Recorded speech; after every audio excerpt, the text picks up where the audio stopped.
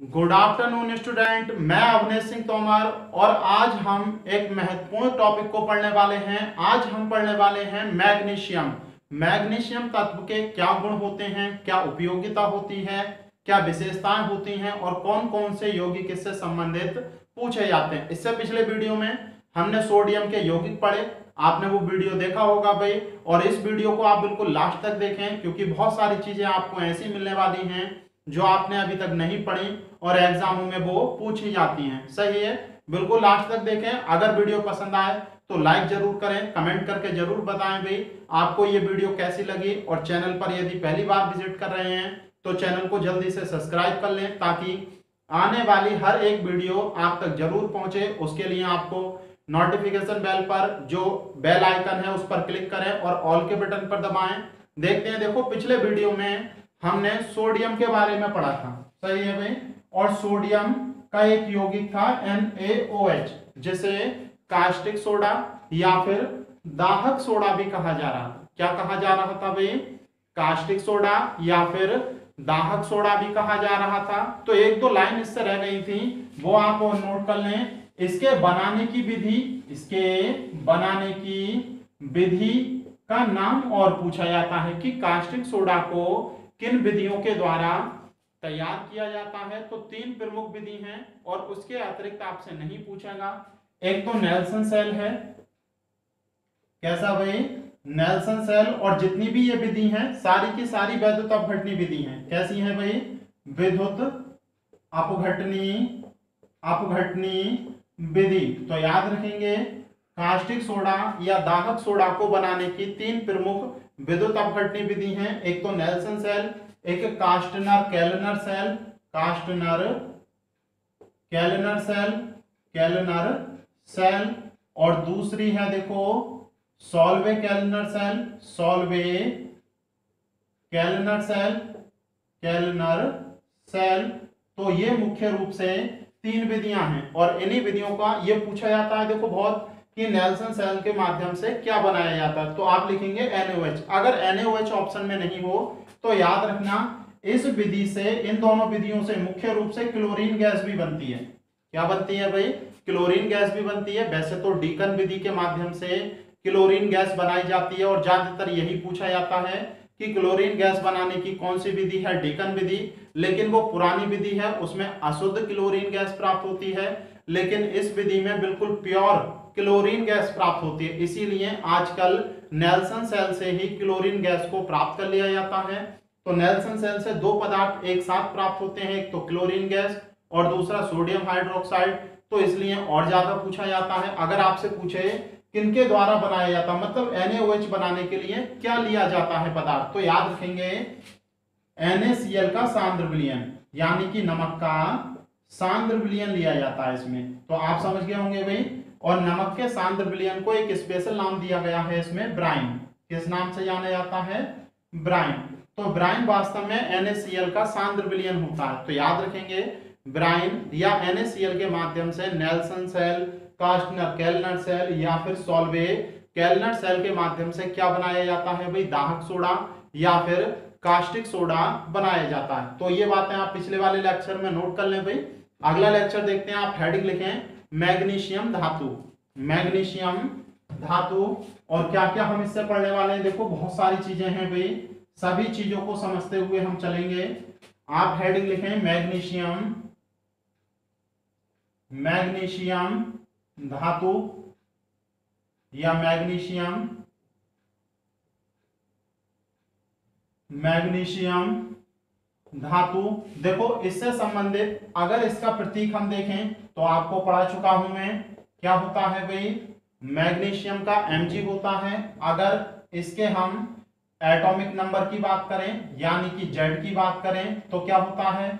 12 होता है। अगर एटॉमिक वेट की बात करें यानी कि कैपिटल ए से लिखते हैं एटॉमिक वेट को, तो होता है 24, लेकिन 24.32 होता है, 24.3 AMU, 32 AMU। तो ये होते हैं। अगर इसका इलेक्ट्रॉनिक विन्यास देखें, अगर इसका इलेक्ट्रॉनिक विन्यास देखें तो इलेक्ट्रॉनिक विन्यास से संबंधित कई चीजें आपकी आती हैं भाई। जैसे दोनों तरह से लिख रहे हैं, देखो बोहर बरी ने जो साधारण इलेक्ट्रॉनिक विन्यास लिखने की विधि बताई थी उसमें क्या होगा, 12 परमाणु क्रमांक है, 12 ही इलेक्ट्रॉन होंगे और 12 ही प्रोटॉन, तो 2,8,2। लेकिन अफबाउ के नियम के अनुसार ऑर्बिटल के रूप में अगर इसे हम लिखेंगे तो क्या लिखा जाएगा भाई, 1s2, 2s2, 2p6, 3s2। Clear है, यानी कि बाह्यतम कोष का अंतिम इलेक्ट्रॉन s ऑर्बिटल में प्रवेश कर रहा है, तो क्या आवर्त सारणी में स्थान नहीं बता सकते, आवर्त सारणी में स्थान सही है भाई। तो देखेंगे, देखो आवर्त सारणी में स्थान, अंतिम इलेक्ट्रॉन s ऑर्बिटल में जा रहा है तो कहां रखा गया होगा, इसे s ब्लॉक में रखा गया होगा। क्लियर है भाई।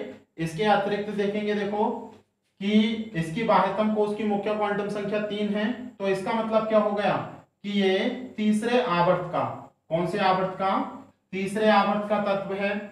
और s ब्लॉक के तत्वों के s ऑर्बिटल में जितने इलेक्ट्रॉन होते हैं वही उसकी वर्ग संख्या होती है, ये हम पढ़ चुके हैं भाई।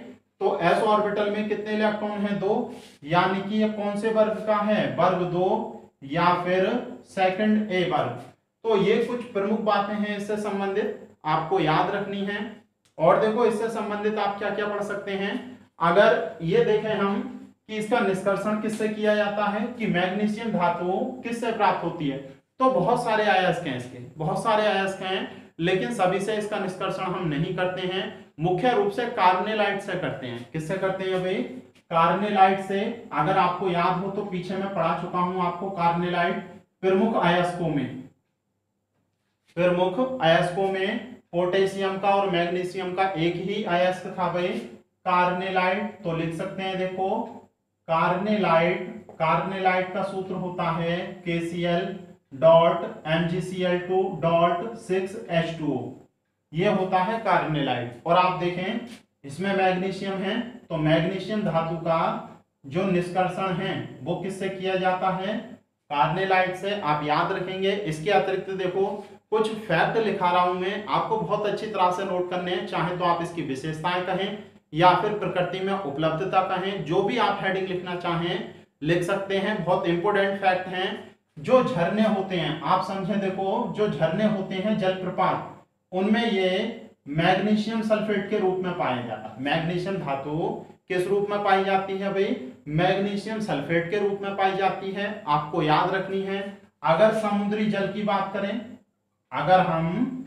समुद्री जल में सोडियम नमक के रूप में पाया जाता है, उसी प्रकार से मैग्नीशियम किस रूप में पाया जाता है, तो आपको याद रखना है मैग्नीशियम क्लोराइड के रूप में पाया जाता है। किस रूप में पाया जाता है, समुद्र के जल में मैग्नीशियम क्लोराइड के रूप में पाया जाता है। और एक सबसे महत्वपूर्ण जो आपसे क्वेश्चन पूछा ही जाता है भाई, जो क्लोरोफिल होता है, भाई क्लोरोफिल क्या है, एक हरित वर्णक है। क्या है भाई, हरित वर्णक। वर्णक का मतलब है हरा रंग देने वाला। जो फूल पत्तियों का, पेड़ पत्तियों का जो हरा रंग होता है वो किसके कारण होता है, क्लोरोफिल के, आप जानते हैं अच्छी तरह से। तो इसमें जो केंद्रीय धातु परमाणु है, वो मुख्य रूप से मैग्नीशियम ही होता है। क्या होता है, मुख्य रूप से मैग्नीशियम ही होता है। और ये क्वेश्चन कई बार मोस्ट इंपोर्टेंट लगा ले भाई कि क्लोरोफिल में केंद्रीय धातु परमाणु कौन सा होता है, तो कौन सा होता है, मैग्नीशियम। क्लोरोफिल है क्या वास्तव में, एक हरित वर्णक। मतलब वर्णक का मतलब होता है जो डाई मतलब जो रंग प्रदान करते हैं। तो पेड़ पौधों में पत्तियों का जो रंग आपने देखा है ग्रीन कलर का, वो किसके कारण होता है, क्लोरोफिल के कारण होता है।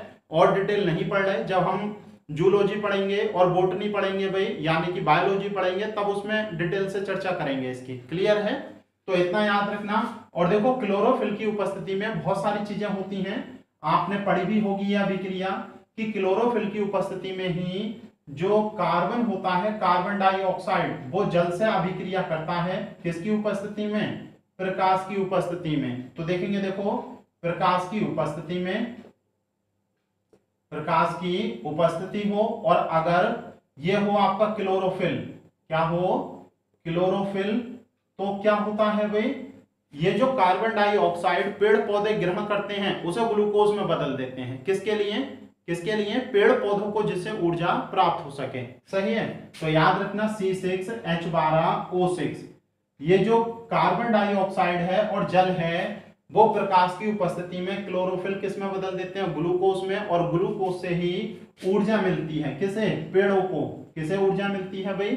पेड़ों को। और यहां से ऑक्सीजन गैस, ये जो ऑक्सीजन गैस मिलती है यही पेड़ पौधे छोड़ते हैं। यहां से ये जो ऑक्सीजन गैस निकली, आपने देखो पेड़ पौधों ने कौन सी गैस ग्रहण की? CO2 गैस ग्रहण की। और उसके पास जो जल उपलब्ध था उस जल से उसने क्या बनाया भाई? प्रकाश की और क्लोरोफिल की उपस्थिति में ग्लूकोज, जिसे वो खुद ऊर्जा के रूप में प्राप्त करेगा कार्य करने के लिए, ग्रोथ करने के लिए और भी सभी चीजों के लिए। और उसी से क्या बनी? ऑक्सीजन। और यही ऑक्सीजन क्या करता है? वो छोड़ देता है। तो देखो ऊर्जा किससे मिल रही है? इसे CO2 और जल से। और इसीलिए कहा जाता है कि पेड़ पौधों को अगर जल नहीं मिले, पेड़ पौधों को अगर जल नहीं मिले तो क्या ग्लूकोज मिल सकता है? नहीं मिल सकता, क्योंकि जल से ही क्या बन रहा है? CO2 के साथ अभिक्रिया करके ग्लूकोज।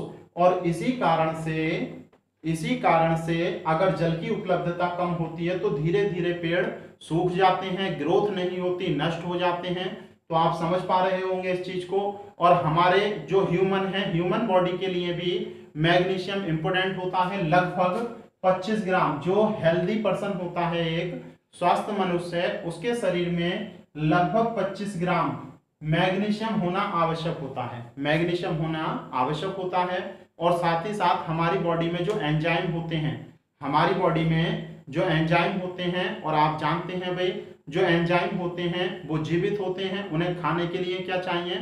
कुछ ना कुछ चाहिए। तो जो फॉस्फेट मूलक होता है उसका अभिगमन करते हैं। आप इस लाइन को ऐसे लिख लें, आपको ज्यादा समझ में नहीं आ पाएगी भाई, ये लाइन बायोलॉजी की है तो बहुत थोड़ा सा इंटरनल चीजें हैं इसमें, तो मैं आपको लिखा देता हूं, आप केवल याद रख लेना। डिटेल अभी बहुत सारी चीजें पढ़नी पड़ जाएंगी हमें इसकी डिटेल समझने के लिए, तो आप डायरेक्ट लिख लें जो एंजाइम होते हैं, सही है, वो क्या करते हैं? फॉस्फेट का या फॉस्फेट मूलक का अभिगमन करते हैं। क्या करते हैं भाई? अभिगमन का मतलब है ट्रांसपोर्टेशन, एक स्थान से ले जाकर दूसरे स्थान तक छोड़ने का। तो इसके सहायक के रूप में ये एंजाइम जो हैं मैग्नीशियम को भी ग्रहण करते हैं। किसे ग्रहण करते हैं भाई? मैग्नीशियम को भी ग्रहण करते हैं। तो आप इतनी बात थोड़ी सी याद रख लेना भाई कि एंजाइम जब फॉस्फेट मूलक का अभिगमन करते हैं, एंजाइम एक प्रकार के प्रोटीन ही होते हैं, तो जब ये इस मूलक का अभिगमन करते हैं तो उसके सहायक के रूप में किसका प्रयोग करते हैं? ये मैग्नीशियम का। याद रख लें भाई इस लाइन को, बहुत इंटरनल लाइन है, बाहर निकाल कर बताई है मैंने आपको ये बिल्कुल, तो इसे याद रखना। इसके बाद देखो मैग्नीशियम के हम कुछ गुण देख लेते हैं, एक दो, ज्यादा हमें नहीं पढ़ने भाई, बस एक दो गुण ही पढ़ने हैं जिनसे कभी कभी क्वेश्चन पूछ लिया जाता है भाई।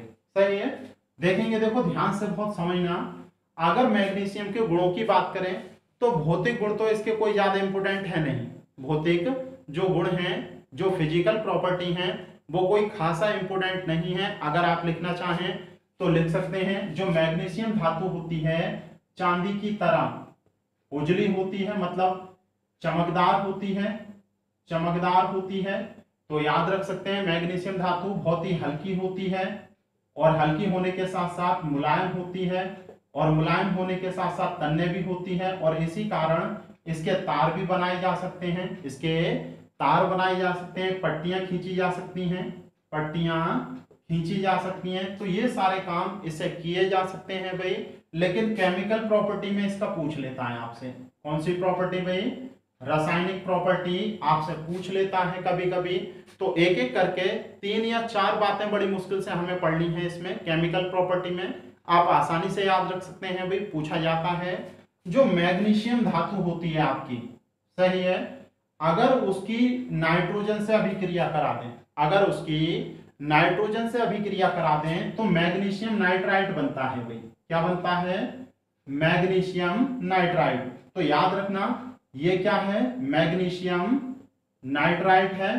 तो याद रखना नाइट्रोजन से अभिक्रिया करने पर ये क्या बनाता है भाई? मैग्नीशियम नाइट्राइट बनाता है। दूसरा देखेंगे, देखो अगर इसकी अम्लों से अभिक्रिया कराई जाए, किससे? अम्लों से, तो हाइड्रोजन गैस रिलीज करता है। कौन सी गैस बनाता है भाई?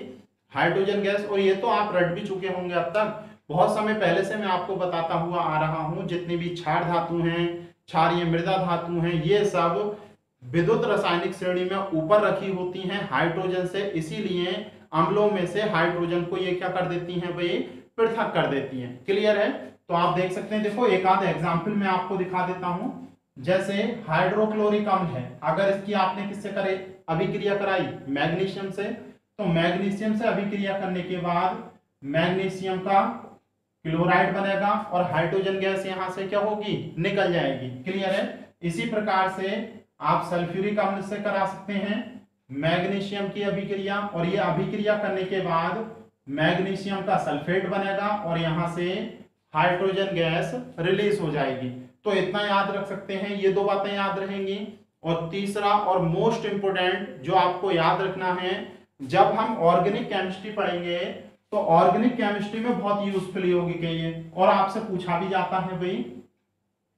देखो ग्रिग्नार्ड अभिकर्मक का नाम सुना होगा आपने, इसका नाम सुना होगा भाई, ग्रिग्नार्ड अभिकर्मक। और ये इतना प्रमुख अभिकर्मक है कि इसके बनाने के लिए जिसने बनाया था उसे नोबेल प्राइज भी मिला था भाई। सही है? तो आप ध्यान रखना ये बनता कैसे है, RX, इसे कहते हैं एल्किल हैलाइड। क्या कहते हैं भाई?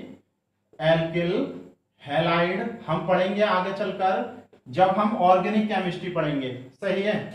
जब इसकी मैग्नीशियम धातु से अभिक्रिया कराई जाए, सही है, किसकी उपस्थिति में, ईथर की अल्प मात्रा, ईथर की अल्प मात्रा, तो एक यौगिक बनता है RMgX। ये रट लो बस, RMgX, और यही होता है ग्रिग्नार्ड अभिकर्मक। यहां पर R क्या है, एल्किल समूह, ये आपने पढ़ रखे हैं भाई, एल्किल समूह आप जानते हैं बहुत अच्छी तरह से, जैसे CH3, जैसे C2H5, जैसे C3H7, ये सब क्या होते हैं, एल्किल ग्रुप। C6H5 ये एल्किल ग्रुप होते हैं, और X के स्थान पर हैलोजन लेते हैं हम, हैलाइड आयन, या फिर हैलोजन कह सकते हैं आप। क्या लेते हैं X के स्थान पर, हैलोजन। आप क्लोरीन ले सकते हैं, ब्रोमीन ले सकते हैं, आयोडीन, तो इन्हें आप ले सकते हैं भाई। क्लियर है? तो RMgX, R के स्थान पर CH3 हो सकता है, C2H5, यानी कि अगर आपसे ये कहे CH3MgBr, तो ये क्या होगा, ये एक ग्रिग्नार्ड अभिकर्मक है। सही है? CH3 ये हो गया, Mg हो गया, X के स्थान पर क्या हो गया, Br। जैसे आपसे ये कहे C2H5MgI, ये क्या हो गया भाई, ये एक ग्रिग्नार्ड अभिकर्मक है। क्लियर है भाई? तो याद रखना बस यही चीजें थी। अब बाकी का हमें इसके कुछ प्रमुख यौगिक पढ़ने हैं भाई। सही है? तो मैंने लिखे हैं, ज्यादा नहीं पढ़ रहे हैं, हम बहुत शॉर्ट में करने की कोशिश कर रहे हैं भाई चीजों को। तो आप ध्यान से समझते हुए और लिखते हुए चले भाई। जो भी अतिरिक्त बातें थी वो मैंने आपको समझा दी। अब कुछ यौगिक हमें पढ़ने हैं, बहुत ध्यान से समझेंगे। सबसे पहला यौगिक है सोरेल सीमेंट। सही है? आपको क्लियर अगर नहीं दिखाई दे रहा हो तो 480, और लैपटॉप में तो और अच्छी क्वालिटी हो जाती है, तो क्वालिटी बढ़ाकर 1 सेकंड के लिए स्क्रीनशॉट ले लेना। सही है? फिर आप देख सकते हैं बहुत अच्छी तरह से इसे। सही है भाई? तो देखो सोरेल सीमेंट, तो सोरेल सीमेंट बस ये याद रखना है क्या होता है, तो मैग्नीशियम का एक यौगिक है। रासायनिक सूत्र याद रहे नहीं रहे कोई समस्या नहीं, ये याद रखना कि सोरेल सीमेंट क्या होता है, एक प्रकार का सीमेंट है या मैग्नीशियम का यौगिक है, मैग्नीशियम की मिश्र धातु है, एल्यूमिनियम का यौगिक है, तो वास्तव में क्या है ये, मैग्नीशियम का यौगिक। क्लियर है भाई? अगला देखेंगे magnesium Elba. Magnesium Elba, magnesium Elba भी मैग्नीशियम की एक धातु है। मैग्नीशियम एल्बा भी मैग्नीशियम की एक धातु यानी कि यौगिक है, सॉरी धातु नहीं यौगिक है। तो आप याद रखेंगे, ये क्वेश्चन कई बार आया है, वही पूछता है मैग्नीशियम एल्बा है मैग्नीशियम का यौगिक, मैग्नीशियम की मिश्र धातु, एल्यूमिनियम का यौगिक या एल्यूमिनियम की मिश्र धातु। तो किसका यौगिक है भाई, मैग्नीशियम का यौगिक है। क्लियर है? मिश्र धातु नहीं है, याद रखना भाई। और देखेंगे, देखो अगर मैग्नीशियम एल्बा की हम बात करें तो ये एक एंटा एसिड होता है। एंटा एसिड का मतलब है एसिड के खिलाफ या एसिड के खिलाफ कार्य करता है ये, और इसका उपयोग जो पेट में एसिडिटी हो जाती है, अम्लीयता जब हो जाती है, आप बहुत अम्लीय खाना खा लेते हैं भाई, बहुत सारा आपने जूस पी लिया या कुछ खट्टी चीज खा ली तो पेट में एसिडिटी हो जाती है, तो उसे खत्म करने के लिए भी इसका प्रयोग किया जाता है। तो याद रखना, इसीलिए इसे एंटा एसिड भी कहते हैं। क्लियर है। अगला यौगिक है मैग्नीशियम हाइड्रोक्साइड। मैग्नीशियम हाइड्रोक्साइड, और ये एक सफेद रंग का लेकिन जल में बहुत कम घुलनशील, जल में बहुत कम घुलनशील एक क्षार होता है। कैसी प्रकृति होती है इसकी? क्षारीय। और हाइड्रोक्साइड तो मैंने वैसे भी आपको बताए हैं, जिनमें OH होगा वो क्या होंगे भाई? क्षार होंगे। और इसका प्रयोग कहाँ करते हैं? शीरे से चीनी बनाने के उद्योग में। सही है, आपको पता होगा भाई, जो गन्ना होता है उससे पहले रस निकाला जाता है और उससे शीरा, और शीरे में से फिर चीनी बनाई जाती है, तो उस उद्योग में इसका प्रयोग किया जाता है। क्लियर है, याद रहना चाहिए। अगला है मैग्नीशियम कार्बोनेट। अगर मैग्नीशियम कार्बोनेट की बात करें तो बहुत ही इंपोर्टेंट यौगिक है। यह प्रकृति में या तो मैग्नेसाइट के रूप में, ये आपको बता चुका हूं मैं पहले, या तो मैग्नेसाइट के रूप में या फिर डोलोमाइट के रूप में, दोनों में से किसी भी रूप में आपको मिल सकता है। बस इनमें अशुद्धियों की मात्रा थोड़ी सी कम ज्यादा होती है। मैग्नेसाइट और डोलोमाइट बात एक ही होती है। और इसका प्रयोग मुख्य रूप से दवा के रूप में या फिर पेट की अम्लीयता यानी कि एसिडिटी को दूर करने में किया जाता है। आप याद रखेंगे। साथ ही साथ जो मैग्नीशियम कार्बोनेट होता है उसका उपयोग छपाई के लिए, जो स्याही बनती है उसमें, और चेहरे पर लगाने वाला जो पाउडर होता है दांतों को मांजने में। क्यों? क्योंकि ये क्षारीय होता है भाई, और जो दांतों में एसिडिटी होती है उसे खत्म करने के लिए इसका प्रयोग किया जाता है। क्लियर है। अगला मैग्नीशियम सल्फेट। और मैग्नीशियम सल्फेट तो अभी आपको मैंने बताया भी था, झरने जो होते हैं उनमें मैग्नीशियम सल्फेट के रूप में ही पाया जाता है। तो याद रखेंगे, ये एक रंगहीन रवेदार ठोस है। कैसा है? रंगहीन रवेदार ठोस है, और प्रकृति में इप्सोमाइट के रूप में इप्सम के गर्म झरनों में ये पाया जाता है। आपने देखा होगा, देखो कभी कभी ये कहा जाता है भाई ये झरने का गर्म पानी है, ये यहाँ का गर्म पानी है। तो ये उन क्षेत्रों में पाया जाता है जहां पर गर्म पानी झीलों के होते हैं, क्योंकि ये ऊर्जा खनिज है, इससे ऊर्जा निकलती है भाई। सही है। और देवीय शक्ति का वहां पर प्रवास मान लिया जाता है। तो ऐसा कुछ नहीं होता है। कुछ ऑक्साइड हैं या फिर कुछ धातुओं के यौगिक हैं जिनमें ऊर्जा होती है। अगर उस क्षेत्र में कोई ऊर्जा वाला यौगिक है तो वहां का जल कैसा होगा? गर्म जल होगा। क्लियर है इतना। अगला देखो, याद रखना, मैग्नीशियम सल्फेट का प्रयोग एक विधि होती है ग्रीलो विधि, और ग्रीलो विधि से सल्फ्यूरिक अम्ल तैयार होता है। तो उसमें इसका जो प्रयोग होता है वो मुख्य रूप से उत्प्रेरक के रूप में, कैटलिस्ट के रूप में होता है। किसके साथ? प्लेटिनम के साथ। तो प्लेटिनीकृत मैग्नीशियम सल्फेट के रूप में होता है। अगर इसका उपयोग की बात करें तो कपास के उद्योग में, साबुन के उद्योग में, पेंट के उद्योग में मुख्य रूप से इसका प्रयोग किया जाता है। तो आप ध्यान रखेंगे। देखो अगला है मैग्नीशिया। तो मैग्नीशिया मुख्य रूप से मिल्क ऑफ मैग्नीशिया भी कहा जाता है। मैग्नीशिया को, ये यौगिक है एक किसका? मैग्नीशियम का। मिल्क ऑफ मैग्नीशिया भी कहा जाता है। और इसका प्रयोग देखो, जो भट्टियां हमने पढ़ी थी, बात्या भट्टियां पढ़ी थी, परावर्तनी भट्टी पढ़ी थी और मफल भट्टी पढ़ी थी, इन भट्टियों में बहुत हाई टेम्परेचर होता है, तो उसमें बीच की परत में इसका प्रयोग किया जाता है मैग्नीशिया का। तो ध्यान रख सकते हैं। देखो कुछ दो मिश्र धातुएं लिखी हैं मैंने यहाँ पर, ये कभी कभी पूछ ली जाती हैं। देखो ये थोड़ा सा अजीब नाम आपको लगेगा, इलेक्ट्रॉन। तो इलेक्ट्रॉन वास्तव में तो होता है, लेकिन इलेक्ट्रॉन मैग्नीशियम की एक मिश्र धातु भी होती है। मुख्य रूप से इसमें मैग्नीशियम 95% के समथिंग, थोड़ा बहुत कम ज्यादा हो सकता है अलग अलग किताबों में, और जिंक लगभग 4.5%। तो मुख्य रूप से ये दो ही धातु होती हैं, और आंशिक रूप से इसमें कॉपर भी होता है। तो एकमात्र प्रमुख मिश्र धातु मैग्नीशियम की क्या है? इलेक्ट्रॉन।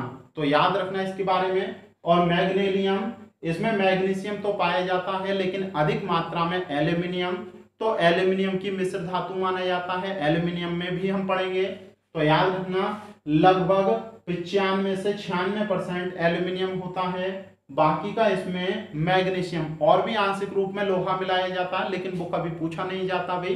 तो दो ही याद रखने हैं आपको, एक तो एल्यूमिनियम और दूसरा मैग्नीशियम। मैग्नीशियम मुख्य रूप से मैग्नीशियम और एल्यूमिनियम की मिश्र धातु होती है। और याद रखना जिन मिश्र धातुओं में एल्यूमिनियम और मैग्नीशियम होंगे, ये बहुत हल्की धातुएं होती हैं, तो इनका प्रयोग मुख्य रूप से जो वायुयान होते हैं उनमें किया जाता है, हवाई जहाज होते हैं उनमें किया जाता है। तो याद रखना, मैग्नीशियम एक बहुत ही हल्की मिश्र धातु और बहुत ही कठोर धातु होती है, इसीलिए इसका प्रयोग जो वायुयान होते हैं उसमें, जो पानी के जहाज होते हैं उसमें किया जाता है। इसी प्रकार का इलेक्ट्रॉन होता है भाई हवाई जहाज बनाने में, रेल की पटरियों का रेल का ढांचा बनाने में भी इसका प्रयोग किया जाता है। और इसका प्रयोग तो मुख्य रूप से जो तराजू होती है भाई उसके बनाने में भी किया जाता है। तो आप याद रखना, प्रमुख रूप से यही इसकी मिश्र धातु है। तो ये हमने मैग्नीशियम के बारे में लगभग जो भी चीजें हमसे पूछी जा चुकी हैं या जिनकी संभावनाएं हैं वो हमने कंप्लीट कर ली हैं भाई। आपको ये वीडियो कैसा लगा कमेंट करके जरूर बताएं और वीडियो को लाइक करें और ज्यादा से ज्यादा वीडियो को शेयर करें। धन्यवाद।